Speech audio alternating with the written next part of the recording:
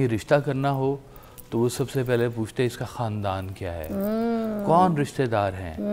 मतलब आपकी एक ज़ाती पहचान है ना, तो एक आपकी फैमिली की पहचान भी होती है। और फैमिली की पहचान के बगैर अकेली आपकी पहचान जो है ना, वो तशकीक का शिकार होती है, मशकूक हो जाती है हमेशा। हाय हाय हाय हाय, क्या बात करती है। बहुत अच्छी बात। तो बात यह है कि जिन चीज़ों को हम हमेशा फॉर ग्रांटेड ले रहे होते हैं, वो पता नहीं हमारे लिए कितनी अहम है। वाह।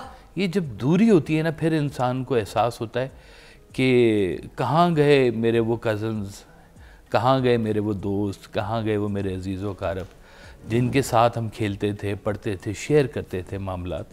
तो हमें कुछ चीज़ों को ना ज़रा गौर से देखना चाहिए। और बल्कि जो काम पेरेंट्स के करने वाला है ना जी इस मामले में, वो सबसे ज़्यादा ज़रूरी ये है कि कम अज़ कम बच्चों के जहन में रिश्तेदारों के ख़िलाफ़ कोई बातें ना डालें। अरे वाह, क्या बात की आपने।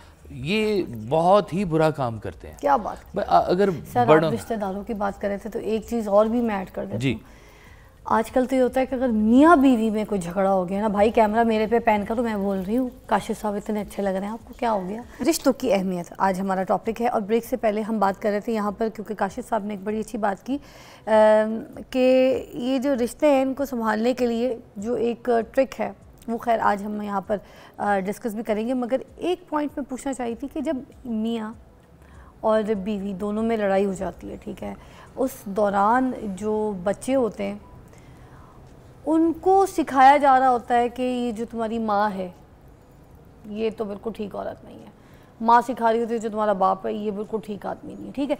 जो बाकी रिश्ते हैं मैं कहती हूँ वो तो दूर की बात है, बचपन से ही अपने माँ बाप के ख़िलाफ़ ही कर देते हैं। ये तो इस माशरे में अगर आपको पता है कोई दो घर टूट जाए तो इसके बारे में क्या कहेंगे, फिर हम आपकी तरफ आते हैं। देखिए, ये घर टूटे या ना टूटे, ये एक बड़ा अहम पॉइंट है कि मर्द की जिम्मेदारी है कि घर से बाहर जाता है पैसे कमाने के लिए, और ज़्यादातर माएँ घर पे होती हैं, ज़्यादातर माएँ। सरकार वाले साहब ने इसके ऊपर एक बड़ी खूबसूरत बात की हुई है। आपने कहा कि अपनी बीवी की तारीफ़ करके रखा करो, अगर ऐसा ना हो कि वो तुम्हारे बच्चों को तुम्हारे ख़िलाफ़ कर दे। कि अगर मियाँ बीवी के रिलेशंस के अंदर दरार कहीं पैदा हुई हुई है तो इफ़ेक्ट माँ की तरफ से भी बच्चों के ऊपर आते हैं। बच्चे बड़े कोरे ज़हन के होते हैं, एक सिंप्लिसिटी होती है उनके पास। अभी माशरा खुला नहीं है, अभी आंख खुली नहीं है, जो देख रहे हैं वो सीख रहे हैं। जो माँ बाप बच्चों के पहले हीरोज़ होते हैं, हीरो हीरोइन जिसको कहना चाहिए। माँ बाप के लिए, बच्चों के लिए दोनों उस माँ बाप को बड़ा फैंटेसाइज करते हैं ये। तो जब माँ बाप ही एक दूसरे के खिलाफ बच्चों के अंदर कोई ना कोई इंजेक्शन लगा रहे हैं जहर का, टॉक्सिसिटी का, तो बच्चों में ला मुहाला ये नफरत पैदा होती है। तो ये मैं तो इतना कह रहा हूँ कि बजाय इसके कि आप बच्चों को इंजेक्ट करें, आप बच्चों के सामने बात भी ना करें किसी के खिलाफ, रिश्तेदारों के खिलाफ। कुछ जाके आप अपने, देखिए रिश्तों को पालना एक और माना है, रिश्तों को तबाह करना एक और, क्या बात है, एक और तरीक़ाकार है। आप भी फ़ायका इस बात पे ज़रा कीजिएगा कि जो हम छोटे बच्चे को ही माशरे में पहले ही सिखा देते हैं कि भाई अपने मामू का फ़ोन मत उठाना, तुम्हारा मामू अभी घर आ जाएगा अपनी बीवी को लेकर, मेरे पास टाइम नहीं है, मैंने बाहर जाना है। इस तरह की बातें टॉक्सिक सुन रहे होते हैं, ठीक है। फुप्पो के बारे में तो बहुत ज़्यादा होता है, फुप्पो तो हमारी विलन है। तो ऐसे रिश्तों के बारे में क्या कहेंगे जो पहले ही बचपन में बच्चों को सिखाए जा रहे होते हैं कि ये तो बुरी है, ख़ानदान में वो बुरा है, तो इधर नहीं जाना, उससे नहीं मिलना, उसका फ़ोन नहीं उठाना, उससे बात क्यों की थी, उसके साथ क्यों देर तक बैठ गए, क्या कहेंगे। शुक्रिया बहुत बहुत फ़िज़ा, पहले तो आपने प्रोग्राम में बुलाया, और मैं समझती हूँ कि हमारी बहुत बड़ी जो शख्सियत गुजरी हैं बर सग़ीर में, वासिफ़ अली वासिफ़ साहब, और मुझ नाचीज़ की किस्मती है कि उनकी सूरत में जो अब उनके बाद उनकी चीज़ को आगे लेके चलने वाली शख्सियत हैं काशिफ साहब। मैं फ़र्स्ट टाइम मेरी टीवी पे, मीडिया पे अपीयरेंस है, और ये एक ऐसा रूहानी कनेक्शन है कि सर बैठे हैं और मैं बड़े एहतरामन इनकी जो राय है हल्का सा उससे इख्तलाफ के साथ अपनी राय देना पसंद करूँगी, और सही हूँ गलत हूँ मैं आवाम पे, जो हमारे ऑडियंस हैं प्रोग्राम के, उन पे फ़ैसला छोड़ती हूँ। बात ऐसी है कि मेरे लिए ना फ़िज़ा हर ज़िंदगी के रवैये, मेरा काम बेसिकली इसी से रिलेटेड है।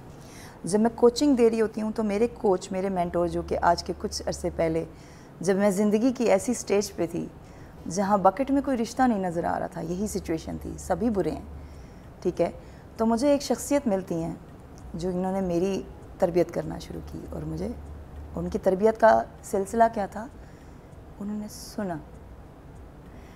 एक ऐसी औरत जिसकी ज़िंदगी में हर रिश्ते से एतराज़ है, उन्होंने उसको सुनना शुरू किया। अच्छा, अब यहाँ पे बात आती है वही बात कि जब मामलात कशीदगी इख्तियार करते हैं, जैसे आपने बताया फूफो अच्छी नहीं, खाला अच्छी नहीं, तो एक आम इंसान, जैसे दुनिया में फिरने वाला आम इंसान है, वो कहेगा अच्छा खाला ने ये कर दिया, ये तो बहुत गलत किया। अब वो कन्वर्सेशन में वो दोनों मिलकर एक एनालिसिस कर रहे होंगे कि अगर उसने ये किया तो वो अच्छा इंसान है और अगर ये किया तो बुरा इंसान है।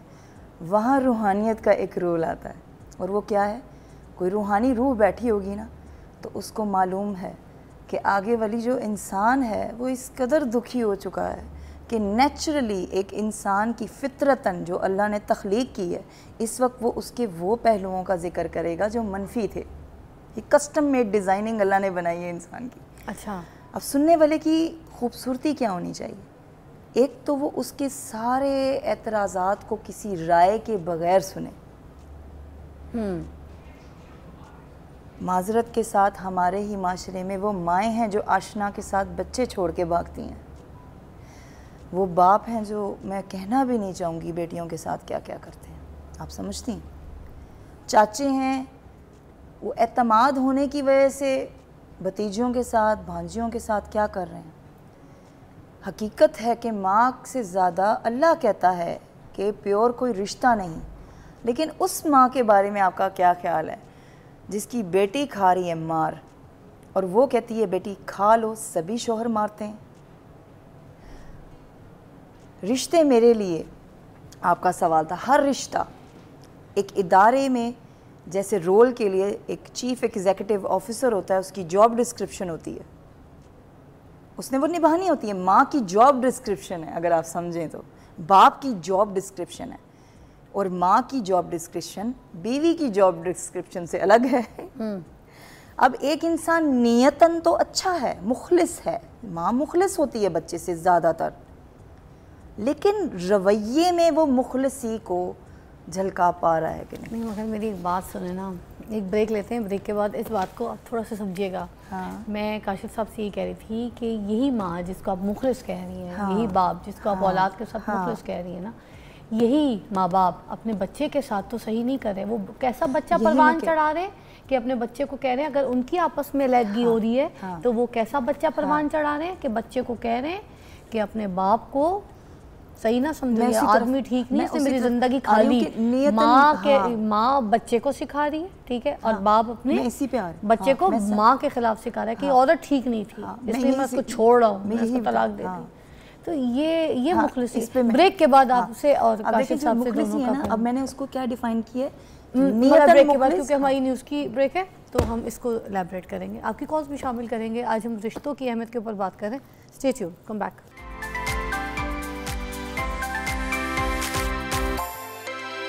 कम back, you watching morning with Fiza, और हम अब यहाँ पर क्योंकि रिश्तों की अहमियत के ऊपर बात कर रहे हैं, आपकी कॉल्स भी शामिल करेंगे। काशिफ साहब, मैं आपसे पूछना चाहूँगी कि खूनी रिश्तों में सबसे ज़्यादा इख्तलाफात जो होते हैं वो किन वजूहात की वजह से होते हैं, थोड़ा सा एलैबोरेट कीजिएगा। मेरे हिसाब में जी एक है लफ्ज़ एक्सपेक्टेशंस, कि हम बहुत भरोसा करते हैं अपने खूनी रिश्तों के ऊपर कि ही शुडंट डू दिस, ये करना चाहिए, लेकिन इसके बावजूद भी ना मैं कहूँगा कि ये एक पक्का फार्मूला नहीं है, ये हर घड़ा अलग है। कुछ जो भरे हुए घड़े होते हैं ना जी, वो बहुत तहम्मुल मिजाजी से डील करते हैं। हर इंसान की ना अपनी एक कोड है, हर इंसान का अपना देखने का एक नज़रिया है। हर कोई बुरी चीज़ों को उस तरह से बुरा फील नहीं करता जिस तरह से बाकी सब करते हैं। तो जैसे अगर मैं आपको एक मिसाल दूं कि छोटे भाई की बड़े भाइयों ने चुगली की और उससे जेलस हुए और उसे मारा और उसे कुएं में फेंक दिया और बहुत ज़िंदगी में तंग किया, और जब मौका आया तो छोटे भाई ने सबको माफ़ कर दिया। ये कुरान है, ये हज़रत यूसुफ अलैहिस्सलाम का वाक़या है। वाह। तो अब नेचर हर एक की अलहदा से बोलेगी। कुछ होंगे जो बदला लेंगे, कुछ होंगे जो फॉरगिव करेंगे, कुछ होंगे जो साइड लाइन पे हो जाएंगे कि थोड़ा फासला इख्तियार कर लो ताकि आइंदा ना नुकसान हो। तो देखिए, हालात वाक़यात ज़िंदगी में ये मुमकिन नहीं है कि उतार चढ़ाव ना आए। ऐसे कुछ रिश्तों में ये भी कहा जाता है ना कि इसका भाई ऐसा था, ये भी ऐसी होगा, जी इसके हाँ। सारे भाई ऐसे, ये कैसे अच्छा हो सकता है, ये बात होती जी है हाँ, ना? होती है। एक जनरल इम्प्रेशन आता है हाँ। कि भाई ख़ानदानी तौर पे कुछ चीज़ें ट्रैवल करती आ रही हैं। हाँ। डीएनए ट्रैवल करता आ DNA रहा ट्रैवल है, करता। तो इसी तरह से कहते हैं अगर कोई अच्छा डीएनए आ रहा है तो भाई उसके आगे बीज भी अच्छे होंगे जी, ये अच्छी नस्ल आ रही है, घोड़े की अच्छी नस्ल आ रही है घोड़े जी। की अच्छी नस्ल आ रही है। तो अच्छा। इसी तरह से इंसानों में भी ये बातें ज़रूर हैं कि कई जो कुंद ज़ेन, छोटे ज़ेन, नैरो माइंडेड, और जो जिनके अंदर ये होता है कि हर चीज़ को उन्होंने उसका नेगेटिव पहलू लेना है। तो जहाँ पर आप थोड़ा सा लेट गो करते हैं कि भाई अगर भाई ने कोई बड़ी बात कर दी, बहन ने कोई सख्त बात कर दी, तो आपको पता है कि ये रिलेशन ऐसे हैं कि मेरे तोड़ने से ये टूटेगा नहीं, थोड़ा सा फासला आ जाएगा। माजरत के साथ इधर मैं एक एंगल डिस्कस करना क्या? चाहूँगी फिजा। एक शेर से आगाज़ करूँगी। एक ऐसी सिचुएशन आ जाती है जहाँ खूनी रिश्ते ही एक सर्टन नेगेटिव बिहेवियर शो करते हैं। शेर है, मखलूक तो फ़नकार है इस दर्जे की फ़न में, संगे दरे काबा से असनाम तराशे, तू कौन है और क्या है तेरा दाग कबा भी, लोगों ने तो मरियम पे भी इल्ज़ाम तराशे। एक ऐसी सिचुएशन है जहाँ खूनी रिश्ते एक खूनी रिश्ते के ऊपर बोहतान लगाते हैं। अब आप मुझे ये बताइए कि उस सिचुएशन में बोहतान व लगाने वाले का क्या जज्बात होंगे? क्या वो कहेगा ये मेरी माँ है तो मुझे माफ़ कर देना चाहिए? माफ़ी देने का जो प्रोसेस है फ़िज़ा, वो क्या है? अल्लाह कहता है बंदा करेगा तो करेगा, मेरा तो इख्तियार नहीं, उससे माफ़ी मांग लो, दे देता तो ठीक है, नहीं देगा तो मैं भी नहीं दूंगा, जिसके पास तमाम इख्तियार है। लेकिन समझाने वालों की अब फ़नकारी देखें कि उनको तो माँ ज़्यादा प्यारी है। क्यों? क्योंकि वो माँ की बहन है। अब उनको माँ की बेटी नहीं अच्छी लगती इतनी जितनी माँ अच्छी लग रही है, तो वो उसकी तरफ इंक्लाइन होकर कहेंगे बेटा माँ को माफ़ कर दो। गुनाह क्या है माँ का?